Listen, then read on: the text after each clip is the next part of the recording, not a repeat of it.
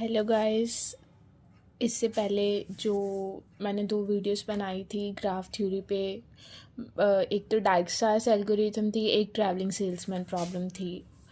दोनों वीडियोस में कोई भी आपको कंसेप्ट ना समझ आया हो तो आप मेरे को कमेंट कर सकते हो। अगर आप चाहते हो कि ग्राफ थ्योरी का कोई कंसेप्ट है जिसकी वीडियो बनानी चाहिए, आप वो भी कमेंट कर देना।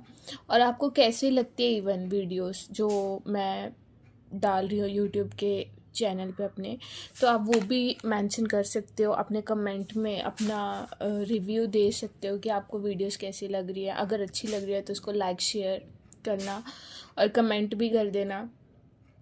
अगर आप चाहते हो कि कोई स्पेसिफिक टॉपिक पे वीडियोस आए, आप वो भी मेंशन कर सकते हो। तो अभी जो आज का टॉपिक है ना, आज के टॉपिक में मैं आपको बताने लगी हूँ मैट्रिसेस में एक टॉपिक आता है inverse of matrices. Inverse of matrices का एक लंबा टॉपिक है। पिछली वीडियो में सब्सक्राइबर ने ये कमेंट करा था कि उनको इन्वर्स ऑफ मैट्रिसेस पे ये वीडियो चाहिए, तो मैं वही वीडियो आज अपलोड करने वाली हूँ। वैसे तो आपको पता है मैट्रिसेस होता क्या है। तो आज का टॉपिक है इन्वर्स ऑफ मैट्रिसेस, ये आज का टॉपिक है। तो इसमें ऑब्वियस सी बात है कि मैट्रिक्स गिवन होएगा। ए मैट्रिक्स मेरे पास दिया हुआ। जब भी मैट्रिक्स की बात करते हैं तो हम स्क्वायर ब्रैकेट में लिखते हैं मैट्रिक्स को। ए मैट्रिक्स मेरे पास दिया हुआ 1 2 2 2 1 2 2 2 1। क्वेश्चन में बोल देंगे फाइंड करो ए इन्वर्स। ए इन्वर्स का मतलब है आपको इन्वर्स फाइंड करना है, ठीक है। ये बात है। अब इसमें बहुत सारे कंसेप्ट आ जाते हैं। डिटर्मिनेंट का कंसेप्ट आ जाता है, माइनस कैसे निकालते हैं, कोफैक्टर्स कैसे निकालते हैं, ये सारा कुछ इंक्लूडेड रहता है इसमें। तो अब मैं पहले आपको ये बताऊंगी कि इसको लिखते ऐसे क्यों है इन्वर्स को। इन्वर्स का मतलब होता क्या है। जैसे 2 है ना, इसका इन्वर्स क्या आएगा, इसका रेसिप्रोकल। 1/2 कैलकुलेट कर लो, वो 2 का इन्वर्स दे देगा। अब इसकी पावर 1 है ना। अगर ये डिनोमिनेटर को मैं न्यूमिनेटर में लेके आऊँ तो इसकी पावर 2 की पावर -1 होगी। तो ये 2 का इन्वर्स क्या आ गया, 2 की पावर -1। ऐसे ही ए का इन्वर्स क्या आ गया, 1/a। और हम कह सकते हैं ए की पावर -1। ये आ गया ए का इन्वर्स। ए का इन्वर्स निकालने के लिए ना सबसे पहला जो मेन कंसेप्ट है वो आता है डिटर्मिनेंट का। पहले आपको डिटर्मिनेंट कैलकुलेट करना आएगा। डिटर्मिनेंट लिखते कैसे है, ए को ऐसे दो लाइंस लगा के लिखते हैं, जैसे हम मॉड लिखते हैं, पर एक्चुअल में ये मॉड नहीं होता, ये डिटर्मिनेंट लिखने का वे है। तो हम जो डिटर्मिनेंट कैलकुलेट करना है वो हम रो वाइज भी कर सकते हैं, कॉलम वाइज भी कर सकते हैं। तो मैं आपको पहले रो वाइज बताऊंगी कि डिटर्मिनेंट कैसे कैलकुलेट करते हैं। जैसे मेरे पास ये मैट्रिक्स दिया हुआ है, इसकी ये रो उठा लो। ये यहाँ पे आप plus minus plus alternative sign डाल दो। तो मैंने क्या किया, ये एलिमेंट उठाया 1। अब 1 जहाँ पड़ा है ये वाली रो में, और 1 जिस कॉलम में पड़ा है ये कॉलम को छोड़ के जो जो एलिमेंट्स बचे हैं वो आप ऐसे लिख लो 1 2 2 1। अब फिर माइनस का साइन आया, माइनस साइन डाल दो। अब सेकंड एलिमेंट उठाया रो 1 का ही, तो यहाँ पे क्या आ गया 2।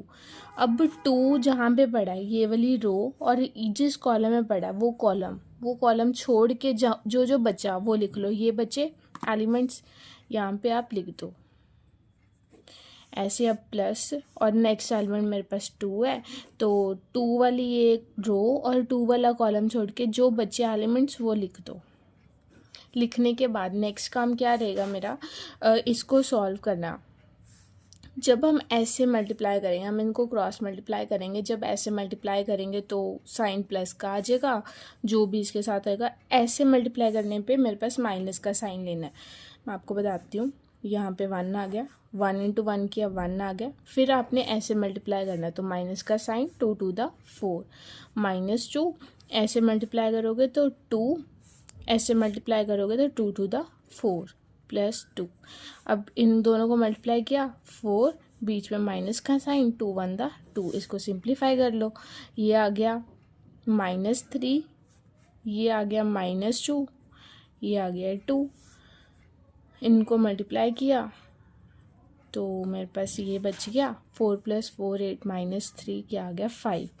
तो जब भी डिटर्मिनेंट कैलकुलेट करना है मेरे पास कंसेप्ट आता है कि जो डिटर्मिनेंट है ना वो मेरे पास हमेशा क्या आना चाहिए, नॉट इक्वल टू 0। अगर तो डिटर्मिनेंट इक्वल टू 0 आ जाए तो क्वेश्चन मेरा यहीं पे ख़त्म हो जाता है। लेकिन अगर डिटर्मिनेंट क्या आ जाए, नॉट इक्वल टू 0, जैसे यहाँ पे है, तो क्वेश्चन आगे कंटिन्यू होएगा। इन शॉर्ट कहने का मतलब ये है, अगर मेरे डिटर्मिनेंट नॉट इक्वल टू 0 आ जाए इट मीन्स उसका इन्वर्स आएगा, और अगर डिटर्मिनेंट इक्वल टू 0 आ जाए इट मीन्स उसका इन्वर्स नहीं आएगा। तो आप इधर लिखोगे this employees that A is invertible matrix. Invertible matrix का क्या मतलब हुआ? इन्वर्टेबल मतलब इसका जो इन्वर्स एग्जिस्ट करता है ए का, मीन्स ए इन्वर्स एग्जिस्ट कर गया। और ए इन्वर्स एग्जिस्ट कर गया तो ए इन्वर्स का क्या फॉर्मूला आ गया, one by determinant of A into adjoint of A. ये मैंने लिखा है एडजॉइंट, मैं इधर पूरा वर्ड लिख देती हूँ, एडजॉइंट। मेरे पास डिटर्मिनेंट ऑफ ए यहाँ से आ जाएगा, एडजॉइंट ऑफ ए मेरे को निकालना पड़ेगा, उसके लिए मेरे को माइनर्स कोफैक्टर्स पता होने चाहिए। अब मैं आपको बताने लगी हूँ माइनर्स कैसे निकालते हैं। बहुत इजी है, वेरी वेरी इजी है। ये पूरा क्वेश्चन ही बहुत इजी है, मतलब इन्वर्स निकालना क्वाइट इजी, बस आपको स्टेप्स पता होने चाहिए। माइनर्स का मतलब आपको क्या क्या कैलकुलेट करना है, माइनर्स एम से रिप्रेजेंट करते हैं। अब मेरे को एम वाले सारे एलिमेंट्स कैलकुलेट करने हैं। मैं यहाँ पे एक जनरल नोटेशन लिखने लगी, पहले मैं आपको वो एक्सप्लेन करूँगी, फिर आप आगे देखना।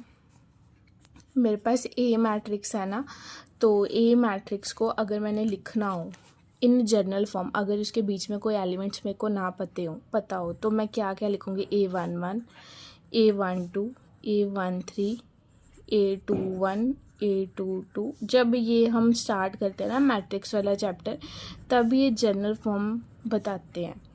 तो ये जनरल फॉर्म तो आपको पता होगी, नहीं भी पता कोई इशू नहीं है, मैं दोबारा बता देती हूँ। ए मैट्रिक्स की जनरल फॉर्म इस फॉर्म की होती है। इसका क्या मतलब है, जो ये A11 है ना, ये एलिमेंट है।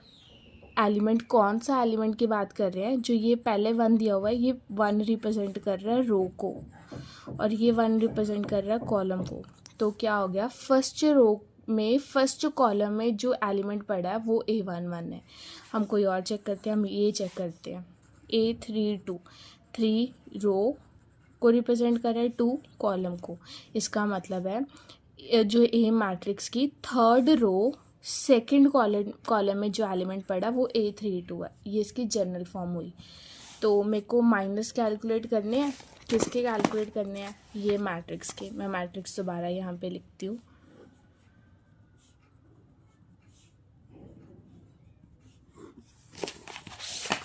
मेरे को मैट्रिक्स के हर एक माइनर कैलकुलेट करने हैं। मतलब मेरे को M11 करना है कैलकुलेट, M12, M13, M21, 22, 23, 31, 32, 33। जैसे यहाँ पे ये एलिमेंट्स है ना, हर एक एलिमेंट का माइनर आएगा। तो M11 कैसे कैलकुलेट करना है, M11 का क्या मतलब हुआ, फर्स्ट रो में फर्स्ट कॉलम को छोड़ के जो एलिमेंट बचेंगे आप वो लिख लो। फर्स्ट रो फर्स्ट कॉलम इसको छोड़ दो, तो जो बीच में एलिमेंट्स बचे वो लिख लो। ये लिख लिया। अगेन ऐसे मल्टीप्लाई करोगे तो साइन में कोई चेंज नहीं आएगा, जो आएगा जो उसके एलिमेंट का होएगा वही साइन आ जाएगा। जब ऐसे मल्टीप्लाई करोगे तो माइनस का साइन आ जाएगा। हम डालते हैं 1 × 1 किया, 1 आ गया, माइनस का साइन डाल दिया, 2 to the 4, -3 आ गया, M11। M12 क्या आएगा, 12 का मतलब है फर्स्ट रो में सेकंड कॉलम को छोड़ के आप सारे एलिमेंट्स लिख लो। फर्स्ट रो सेकंड कॉलम मतलब फर्स्ट रो को छोड़ना और सेकंड कॉलम को, फर्स्ट रो सेकंड कॉलम छोड़ा, क्या क्या बचा, ये बचा। ऐसे आप मल्टीप्लाई कर दो, 2 1 2 और -2 to the 4, -2 हो गया। M13 निकाल लेते हैं। फर्स्ट रो थर्ड कॉलम को छोड़ दो, फर्स्ट रो थर्ड कॉलम को छोड़ दिया, तो मेरे पास यही बचा, 2 to the 4 -2, 2 आ गया। अब मैं M21 निकालूंगी, मतलब सेकंड रो फर्स्ट कॉलम को छोड़ दिया, बचा क्या, ये एलिमेंट्स बचे, लिख लो। इसको मल्टीप्लाई कर दो, 2 1 दा 2 -4 -2 M22 निकाल लो। M22 मतलब second row second column, second row second column, जो एलिमेंट्स बचे वो लिख दो। 1 × 1 -2 to the 4 M23 second row third column क्या आया 1 2 2 2 2 1 दा 2 -2 to the 4 M31 third row first column, third row first column को छोड़ के जो एलिमेंट्स बचे ये आया 2 to the 4 -2 2 आ गया। M32 third row second column, third row second column बचे के ये एलिमेंट्स ये लिख लो 2 1 दा 2 -2 to the 4 ये आ गया। M33 third row third column, ये छोड़ के जो एलिमेंट्स बचे वो लिख लो 1 2 2 1 तो 1 1 दा 1 -2 to the 4 और -3 आ गया। अब ये जो माइनस है इसको नेक्स्ट पेज पे उतारने लगी बिल्कुल सेम जो माइनस है, ताकि आगे मेरे को कोफैक्टर्स में हेल्प हो जाए। तो M11 M12 M13 M21 M22 M23 M31 M32 M33 elements लिखने हैं। M11 आया -3 -2 2 -3 -2 2 -2 -3 -2 -2 -3 -2 2 -2 -3 2 -2 और -3 ये थे मेरे माइनस। अब माइनस आ गए, अब मेरे को क्या निकालना है कोफैक्टर्स, कोफैक्टर्स निकालने हैं। अब कोफैक्टर्स सी से रिप्रेजेंट करेंगे, क्यों? क्योंकि सी उसकी इनिशियल है, तो कोफैक्टर भी हर एक माइनर का निकलेगा। आपको C11 निकालना है, C12 1 3 सारे। इसका मैं जनरल फॉर्मूला बताने लगी हूँ। CIJ इज इक्वल्स टू -1 की पावर I प्लस JMIJ, ये इसका जनरल फॉर्मूला है। अब आप बोलोगे कि IJ कहाँ से आ गया? मैट्रिसेस का बिल्कुल जब हम बेसिक स्टार्ट करते हैं ना, तब हम इस टर्म से वाकिफ़ होते हैं कि IJ का मतलब है क्या। आप ध्यान से समझना, जब हमने यहाँ पे लिखा था M11, मैंने आपको बताया था फर्स्ट क्या देता है रो और सेकंड क्या देता है मेरे को कॉलम। इसका क्या मतलब हुआ, यहाँ पे इन्होंने I दे दिया और यहाँ पे J दे दिया, तो I क्या होगी रो और J क्या होगी कॉलम, ठीक है। अब मेरे को यहाँ पे C11 निकालना है, मतलब I की वैल्यू क्या आ गई, यहाँ पे कंपेयर करूँ I 1 आ गया और J भी 1 आ गया, तो यहाँ पे आप लिख दो -1 की पावर I भी 1 था J भी 1 था, 1 + 1 M11, यही आ गया। जनरल फॉर्म से मैंने आपको बता दिया कि कैसे आना है। अब आगे बताने लगी हूँ। अब आगे देखो, -1 की पावर 2 हो गया, M11 की वैल्यू कितनी दी हुई है -3 दी हुई है। -1 का स्क्वायर करोगे तो +1 हो जाएगा, तो आंसर क्या आ गया -3।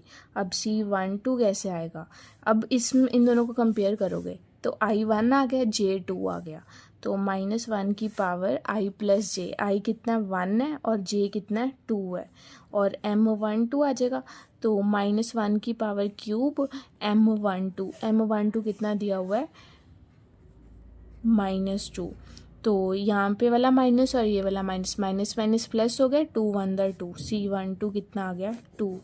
इसको मैं हाईलाइट कर देती हूँ ताकि आगे मैट्रिक्स में लिखने के लिए इजी हो जाए। तो C13 कैसे आएगा, ये था मैंने आपको प्रॉपर फॉर्मूला से बताया कि ये इसकी ट्रिक है, ये फॉर्मूला मेन बेसिक है।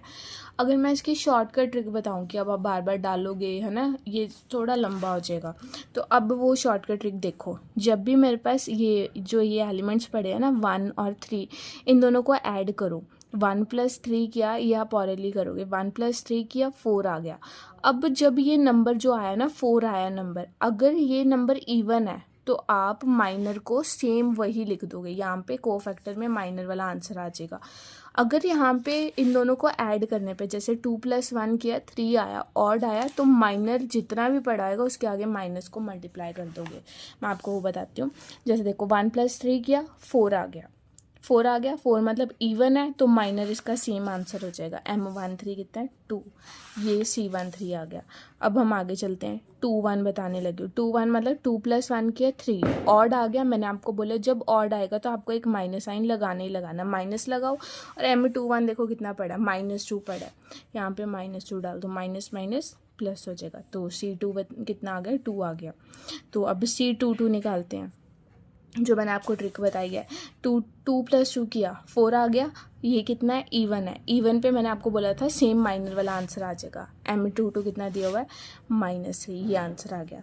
C23 मतलब 3 + 2 किया 5, ऑड आ गया, ऑड आ गया मतलब एक माइनस का साइन तो आएगा। और M23 कितना दिया हुआ है आपको यहाँ पे, M23 आपको दिया हुआ है यहाँ पे -2, यहाँ पे आप डाल दो -2, माइनस माइनस प्लस 2 हो जाएगा। तो यहाँ पे 3 1 कितना आएगा, 3 + 1 किया 4 आ गया, इवन है तो यहाँ पे प्लस का साइन आएगा, जितना माइनर है वो उठा लो, -2 दिया हुआ है तो यही इसका आंसर हो गया। तो C32 कितना आ गया, 3 + 2 किया 5 आ गया, 3 + 2 5 ऑड है, तो यहाँ पे क्या आ गया माइनस का साइन। और M32 कितना दिया हुआ है -2, तो यहाँ पे डालोगे तो ये आ जाएगा C33, 3 + 3 6, इवन है तो प्लस आ जाएगा। और M33 वाला इसका आंसर आ जाएगा, -3 इसका आंसर आ गया। तो अब इसको मैट्रिक्स की फॉर्म में लिख लो। तो मेरे पास क्या बनेगा, कोफैक्टर मैट्रिक्स। कोफैक्टर मैट्रिक्स बनाना है। अब मेरे को पता है, जो इसको मैं जनरल फॉर्म लिखने लगी हूँ, कोफैक्टर C से आएगा, तो यहाँ पे एलिमेंट कौन सा है, फर्स्ट रो फर्स्ट कॉलम, यहाँ पे फर्स्ट रो सेकंड कॉलम, ये फर्स्ट रो थर्ड कॉलम, ये second row first column, second row second column, second row third column, third row first column, third row second column, third row third column, ये general आएगा। यहाँ से element उठाओ, C11 -3 दिया हुआ है, यहाँ पे अगले नेक्स्ट पे लिख दो। C12 कितना दिया हुआ है 2 दिया हुआ है, ये सारे एलिमेंट्स आप यहाँ पे लिख दो। C11 मेरे पास था -3, C12 था मेरे पास 2, C13 2, C21 2, C22 C23 और C31 32 और C33। ये आ गए कोफैक्टर मैट्रिक्स। इतना आ गया कोफैक्टर मैट्रिक्स, ये मेरे पास आ गया कोफैक्टर मैट्रिक्स। मेरा काम है, मेरे को एडजॉइंट निकालना है। तो एडजॉइंट ऑफ ए कैसे आएगा, एडजॉइंट मैट्रिक्स, आप क्या करो, इसका ट्रांसपोज ले लो, ट्रांसपोज ले लो। ट्रांसपोज का मतलब क्या है, जो रोज है वो कॉलम में चेंज हो जाती हैं। तो इसकी जो ये रो है वो कॉलम बन जाएगी, -3 2 2 फर्स्ट रो फर्स्ट कॉलम बन गई, ये सेकंड रो सेकंड कॉलम बन जाएगी, और थर्ड रो थर्ड कॉलम बन जाएगा। ये आ गया एडजॉइंट मैट्रिक्स। तो मैंने आपको बोला था कि A इनवर्स, तो हाँ जी यहाँ पे एडजॉइंट आ गया। ट्रांसपोज लेने के बाद जो कोफैक्टर का ट्रांसपोज लोगे तो मेरे पास एडजॉइंट मैट्रिक्स बन जाएगा। तो अब A इनवर्स किसके इक्वल था, मैंने आपको फॉर्मूले में बताया था, one by determinant of A into adjoint of A। मैंने यहाँ पे डिटर्मिनेंट कैलकुलेट किया था, मैं वो लिख लूँगी। यहाँ पे डिटर्मिनेंट कितना आया था 5 आया था, तो यहाँ पे फॉर्मूले में लिख दो 1/5 इंटू एडजॉइंट मैट्रिक्स, ये मैट्रिक्स को लिख दो।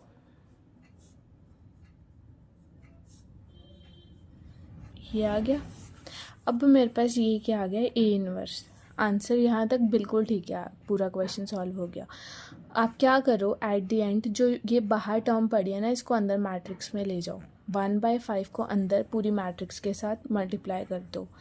तो क्या आ गया, -3/5 2/5 2/5 2/5 -3/5 2/5 2/5 2/5 -3/5।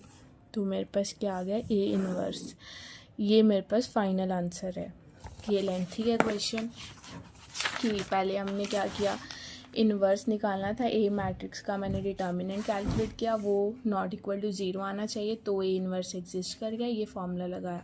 एडजॉइंट निकालने के लिए मैंने माइनस निकाल लिए, फिर माइनस से मैंने कोफैक्टर निकाल लिए, कोफैक्टर मैट्रिक्स बन जाएगी, इसका ट्रांसपोज ले लो, एडजॉइंट मैट्रिक्स आ जाएगा, ए इन्वर्स के फॉर्मूले में पुट कर दो। ये आपके पास क्या आ गया, फुल फ्लेज क्वेश्चन बनता है, फाइंड ए इन्वर्स। तो ए इन्वर्स ऐसे कैलकुलेट करते हैं। अगर आपको किसी भी स्टेप में कोई भी डाउट आएगा तो आप कमेंट कर देना, मैं आपका वो डाउट क्लियर कर दूँगी। तो फिर यहीं पे क्लास ओवर करते हैं। अगर आपको वीडियो अच्छा लगा हो तो आप लाइक शेयर कमेंट करना, इवन आप कमेंट में अपने रिव्यूज़ भी दे देना कि कैसा लगा आपको वीडियो। तो थैंक यू सो मच।